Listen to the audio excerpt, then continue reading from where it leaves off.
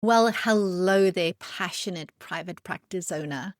My name is Gerda, and you are listening to the Private Practice Success Podcast. And this is episode number 34. Today, we're going to be diving into something that can make a massive difference to your practice's growth, its credibility, as well as the client experience. And that is your website.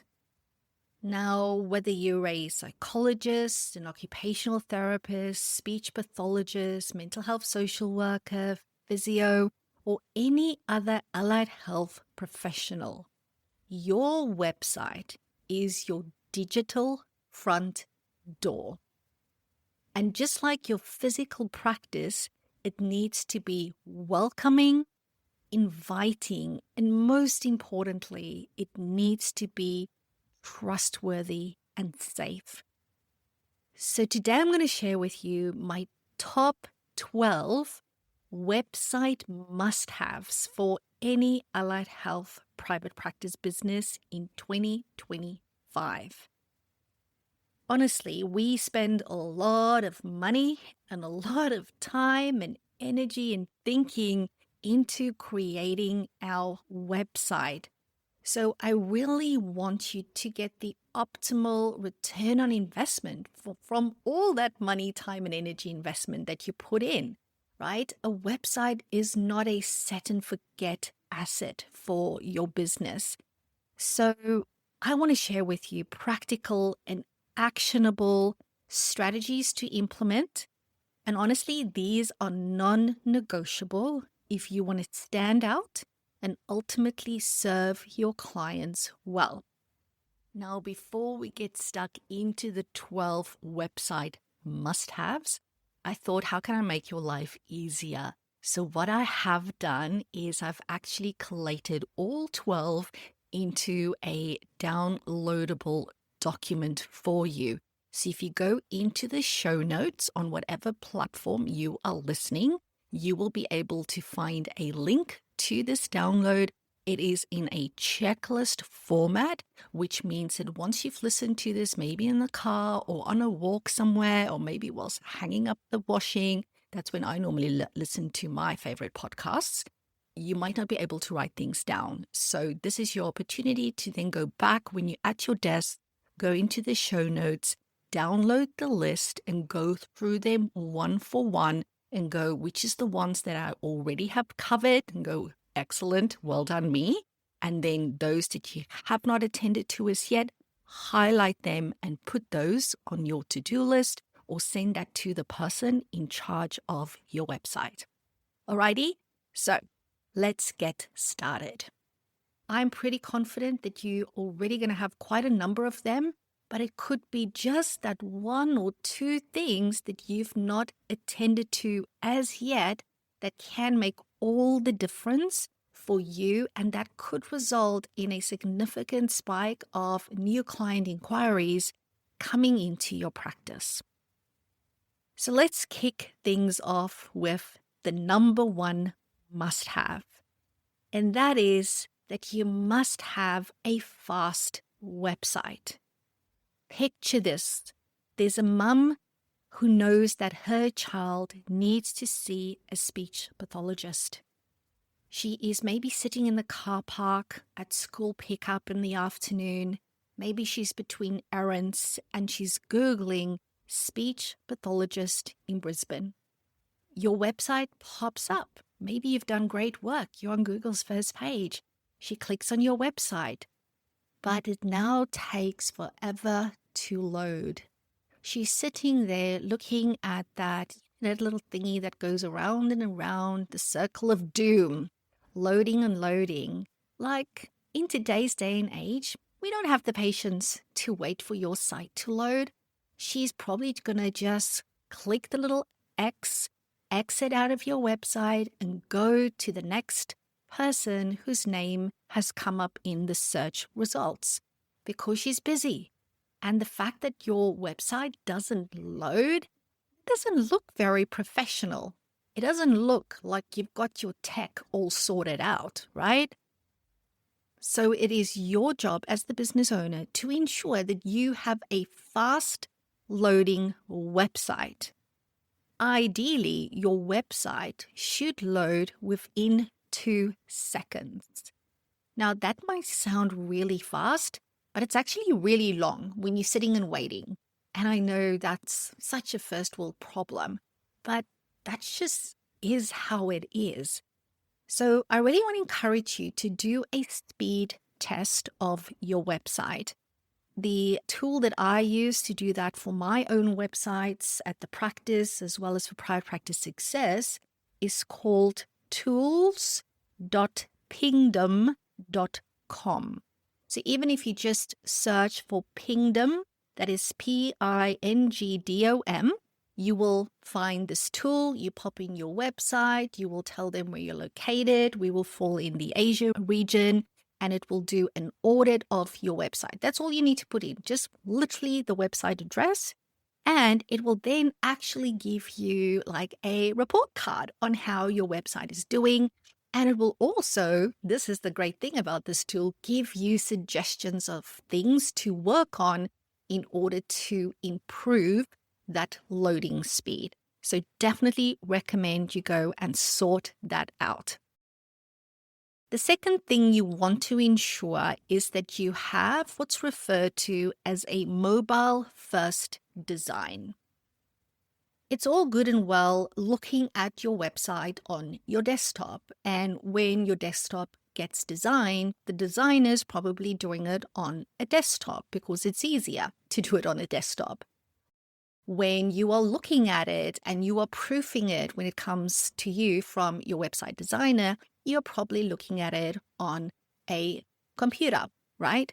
However, what we know and what the research and the stats tells us is that most Google searches and other search engine searches for that matter happens on mobile, which means that the majority of people will be accessing your website on their mobile phone.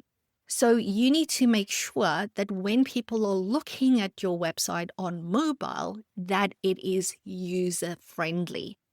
So it has to be user-friendly for the size of a mobile phone. Things that you need to look at here is how small is the text? Is it too small? What color is it? Can you actually read it easily? What about the buttons? Can I actually press the button easily? Or do I need to use my fingers to make it bigger and enlarge the images, for example? Can I actually see what's on there? Something that I often find with websites is that I might land on the home page, but I want to find out something else about them, maybe their fees or who's on their team. And now I need to search for where the hell is the menu button? Oh, it's like hiding at the top, but I need to scroll up for it to actually appear. So it's not there automatically.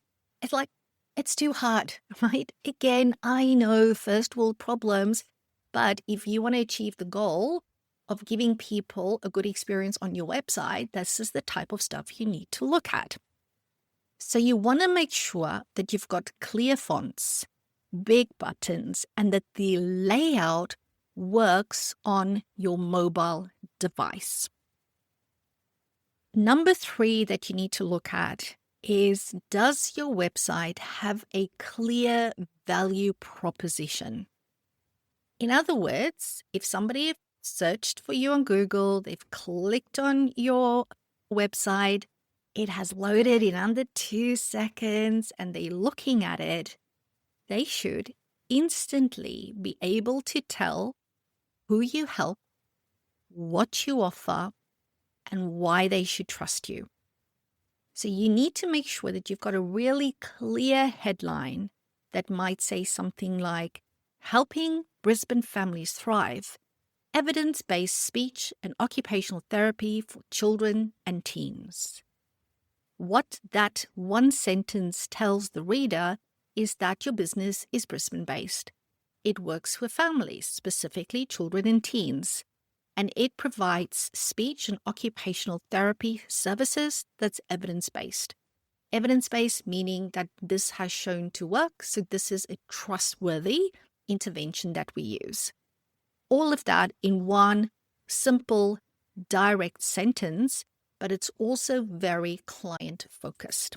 So that is an example of a clear value proposition.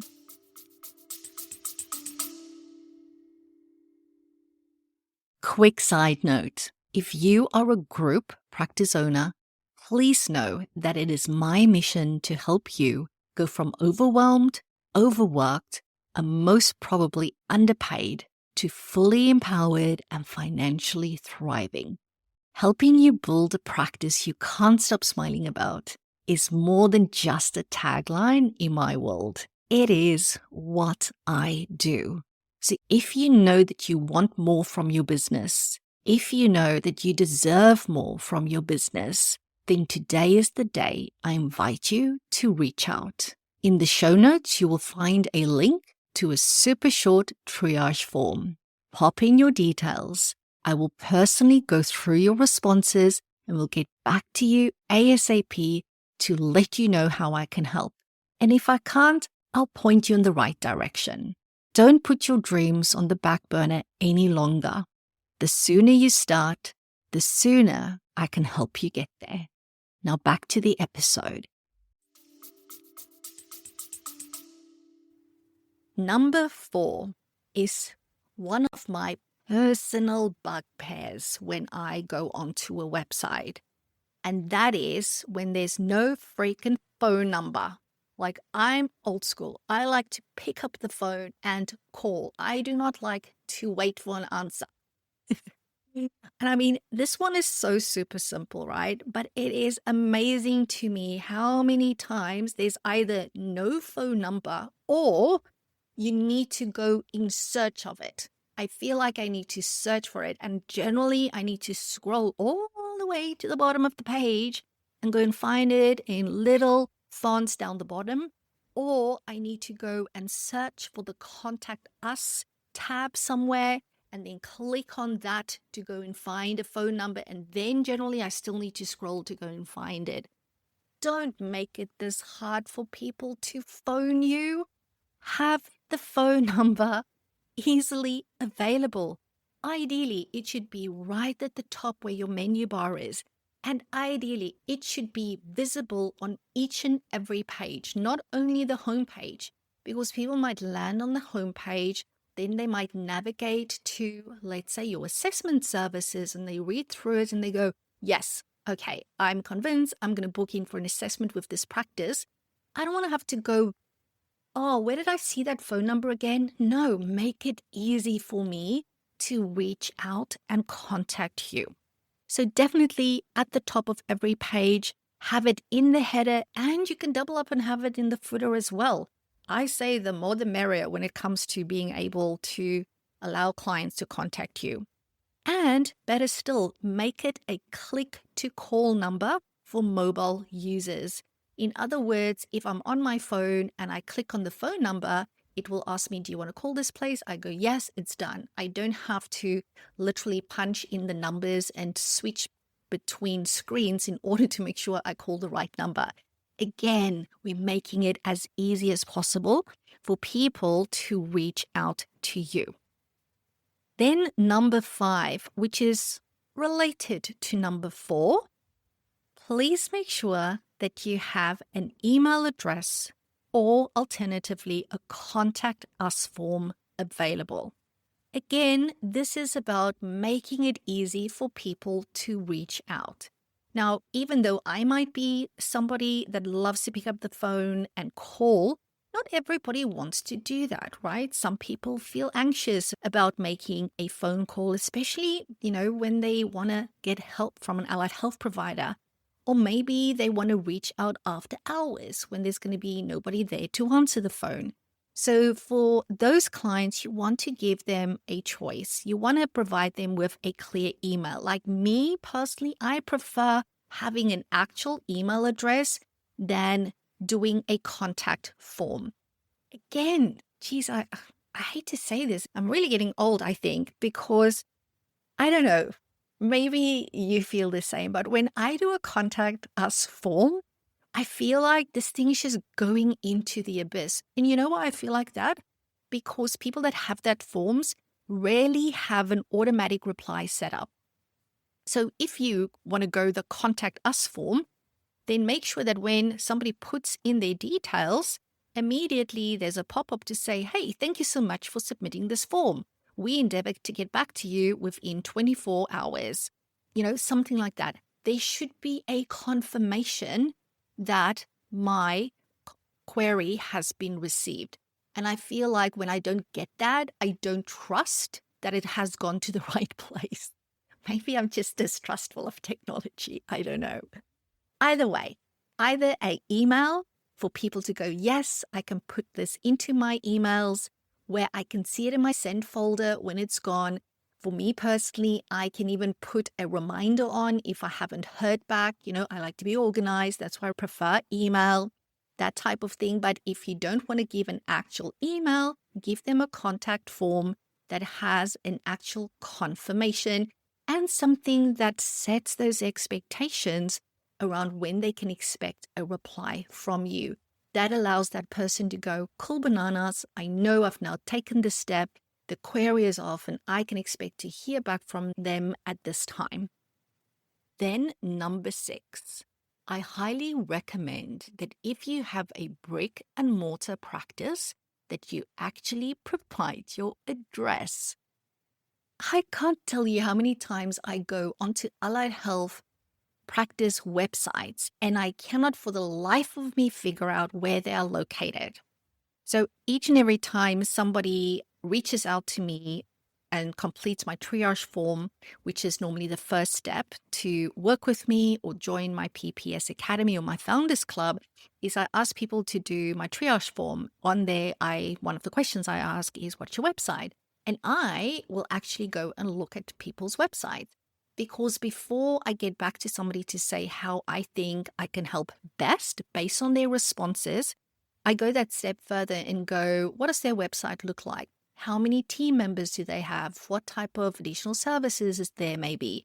Because sometimes people don't give me that much information in those forms. So I actually go and do the work and do a bit of extra research based on their website so that when I go back to them, I can really give them an informed recommendation of the best way that I can help them. And if I can't help them, I'll point them in another direction.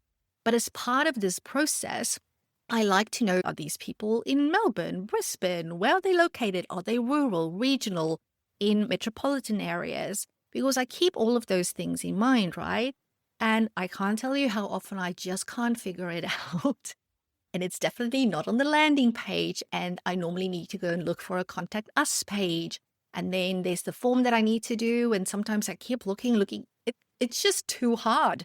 So especially when you have that brick and mortar in-person location, this is going to be really important. Especially, I think, if you've got a child in a lesson practice and you need to pop a child in the car and drive somewhere. I want to know, where's this place located? How long is it going to take me as a parent to drive there? As a busy professional, how long is it going to take me to drive there? And yes, I know that telehealth is amazing. I've got an entire telehealth team at my practice. So if you are a telehealth only practice, I would also stipulate that on there because otherwise, unfortunately, especially for psychology practices, people just assume you're going to be an in-person business because that's just how it's always been. So it actually highlight on that first page already that we are a fully online practice and this is the benefits of that, right? But address, really, really important. Full address. You know what would be even more amazing? Embedding a Google map. Maybe mentioning some nearby landmarks, parking options. This makes it really easy for your clients to find you. And if you're using those Google Maps, it helps you to show up more on local searches. Definitely, this one is a big must. Number 7, if you are a solo practice owner or if you have a team of clinicians, I strongly encourage you to make sure that there is a photo that goes with every team member bio. I know that that can feel uncomfortable, but honestly, it is so super important. Thing is this, people connect with people. They don't connect with logos. So by including a professional, friendly photo with your bio will go a long way at helping a potential client connect with you. And I'm not saying pose in all different types of positions. A simple headshot, which means head and shoulders, is perfect. As a psychologist, I know that it takes an incredible amount of courage for somebody to pick up the phone or send in that inquiry. In other words, to take that first step to reaching out to making an appointment with a psychologist. Whether that psychologist is going to see them in person or online. It takes a lot of courage. And just by knowing who that person is, by being able to put a face to the name, is going to help so much at just making that client feel more in control. In terms of, at the very least, I know when I click that little join button for the Zoom call when I'm doing telehealth, I know who I'm going to see on the other side. It's not unexpected. Or when I walk into the practice and after I've checked in with reception, I'm sitting down, I will know who my person is when they come out, because there might be other psychologists coming in and out. It's like, oh, is this my person? Oh, no, I need to wait. Oh, is that my person? No, I need to wait. It's all about easing the client from that emotional perspective, allowing us to therefore decrease the barrier to access. Because when they're feeling anxious or out of control about taking that first step, they might not show up. So it's such a simple little thing that we can do. It's like taking a photo. You can do it like in 2 seconds. You can take a photo on your mobile phone, pop it onto your website. Okay. Honestly, yes, some photos are better than others. I actually do like a whitish background because I don't want it to be too busy. I want the focus just to be on the person, but I've seen some amazing photos that people have on their website. But at the very least, you need to have a headshot there. It's a very tiny little thing that you can do to help clients build that relationship and that trust with the clinician, increasing the chances of them actually showing up to session number 1. Number 8. This is where I want to really encourage you as a practice owner to use your website as a lead generation tool. Again, you put all this effort into your website, into making it amazing. Clients might search, they land on your website, but everybody ain't going to be ready to take that first step. People is going to look at your website and they're going to be at different stages of the process of change. Some of them are going to be ready to press that call now button, or to press on that phone number, or to complete and submit the contact us form. Others aren't going to be ready for that, but they might be ready to download a free handout. Something as simple as 10 tips for supporting your child's emotion regulation at home. If that is a problem that the child is struggling with as a parent, they might go, oh yeah, I want to read that, because that is a great opportunity for you to show know-how, for you to add value, and for that client to gain additional trust in, that was actually helpful. I think maybe now I'm ready to take that next step because the resource that I was able to download from this practice was helpful. Now, obviously, when somebody downloads a resource from your website, you need to make sure that you've got a way and means to capture their name, surname, and their email address. So that's basically what they pay for this free thing, right? So they give that to you, and then they are able to get an email from you with this download. And then you want to make sure that you've got a bit of a nurture sequence set up. You're not going to spam them. You might email them again in a week to say, hey, checking back in with you. I know you've downloaded this resource on 10 tips for supporting your child's emotional regulation at home. I thought I would check in to see how did you go? Was it of help?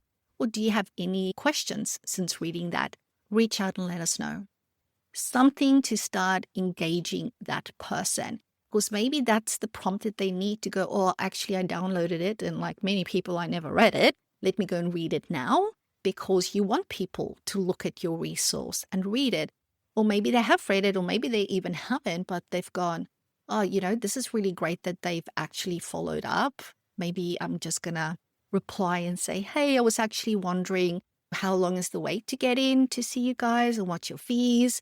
And that starts that conversation. And that's obviously where reception then takes over to convert them ideally into a booking. And I would recommend not having too much stuff. Really look, what is that 1, 2, 3 things that will be helpful to your potential clients that people can download from your website. Number 9 is that you absolutely must have SEO optimization happening on your website. Now, the topic of optimization is like a half-day workshop, right? All I want to do for the purpose of today is to say, are you doing SEO optimization? Because the thing is, people are Googling their questions and you want to be the one who answers them. For example, you can write a blog post entitled, How to Tell If My Child Needs Occupational Therapy. Because guess what? There's probably parents out there Googling, how do I tell if my child needs occupational therapy? So if somebody's asking Google that question and you've written a blog on it and you've put in the appropriate keywords within your blog and you've used the exact same title almost as their question, guess what Google's going to do? Google is going to go, hey, here's the answer. This practice answered this for you. It's like the perfect match to your question. So you really want to be using phrases that your ideal clients are searching for, and then you want to answer that through your content. And generally, the easiest way to consistently create content on a website is through blog posts. So have a think about what do you need to do in order to commence SEO optimization. Number 10 is all about accessibility. It is really important in today's day and age to make sure that as many people as possible can access the website and therefore the content and information that is on there. And this is where alt text comes into play. For example, whenever you upload an image onto your website, you want to make sure that you include alt text for those images. So alt text is the short description that you add to every image on your website. And I know, because I've been there, often you look at that, you go, I don't know what that is. I'm just going to leave it blank. Okay, that is really missing out on creating accessibility for people who are visually impaired. So when somebody that is visually impaired go onto your website, they will generally be using what's called screen readers, and they use that to browse the web. So the screen reader will read out the description, which is that alt text that you've popped in when you uploaded the image. And that way they know what the image is that's being shown. So for example, if you have a photo of a child doing occupational therapy within your Brisbane clinic, the alt text might say, child in occupational therapy session in Brisbane. So this way, everybody can understand the content, even if they can't see the image because they are visually impaired. So if you've not been doing this, I would highly recommend assigning this task to somebody in your team where they go page for page on your website, clicking on all the images and making sure that there is an alt text uploaded for each and every image. Number 11 must have, and this is for all the compliance nerds listening to the podcast. I love you. This one is all about privacy, security, and compliance. We know that trust in business, and even more so within the business of allied health, is incredibly important. So your website must be secure. So look for that little padlock and the HTTPS in your web address. So a lot of websites still only says HTTP. So you need to make sure that it has the S included because that is enhanced security. You also want to have a clear privacy policy on your website and a cookie consent banner. I also recommend, especially for us in allied health, to have a disclaimer. Something, it can be really general. Don't go overboard and make it 3 paragraphs. Okay, something as simple as this website provides general information only and does not replace professional advice. Because this is about protecting your clients as much as it is about protecting your business. And last but not least is number 12. And that is to have an up-to-date website. First and foremost, in terms of the look and feel. I have gone, as I said earlier, on a lot of websites, and some websites are still stuck in the 1900s, okay? And I say that with all the love in the world. And I realize like updating a website can be such an overwhelming project. But you know what? In today's day and age, you shouldn't be the one doing it. And you can actually outsource something like that for half the price than we were able to do back in the 1900s. So it's actually easier than what you think. You definitely want to look at the look and feel, and is it a modern outline?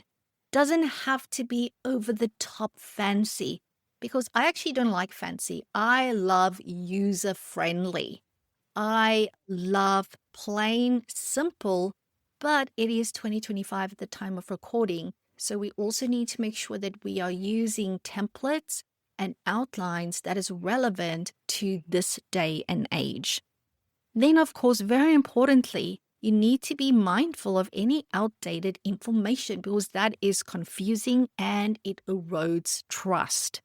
So make sure that if there's changes in your team, for example, that you update the team page. If you are reviewing your services, make sure that you fix that up on your website.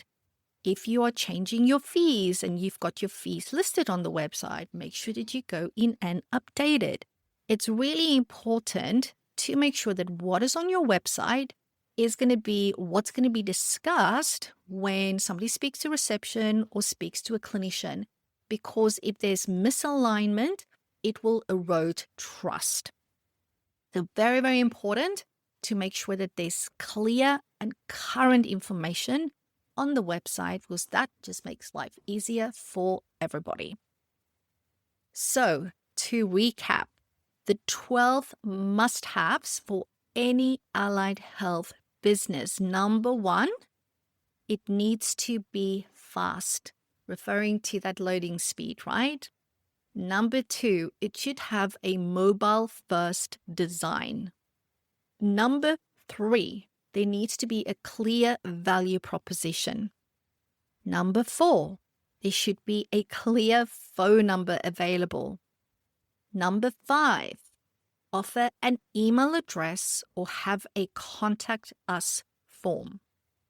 Number 6, if you are a brick and mortar practice, make sure that your address and location details are easily findable. Number 7, make sure that every team bio has a headshot attached to it. Number 8, utilize your website as a lead generation tool by having something that your clients or potential clients can download. Number 9, make sure that you are utilizing SEO optimization in order to reach more people by being higher up in the search results. Number 10, ensure that your website is accessible to people with disabilities by including alt text with all of your images. Number 11, look at your privacy, security, and compliance and ensure that all those things are covered. And number 12, make sure that you have a website that provides up-to-date team and service information and that has a modern look and feel to it. Remember what I said in the start. Your website is your digital front door. By getting just these 12 essentials right, you will not only attract more clients, but you'll serve them better from the very first click. Thank you so very much for listening. I do appreciate this amazing opportunity to be in your ears and in your head and share with you my thoughts around the business of allied health. And as always, remember that I am here to help you build a practice you can't stop smiling about.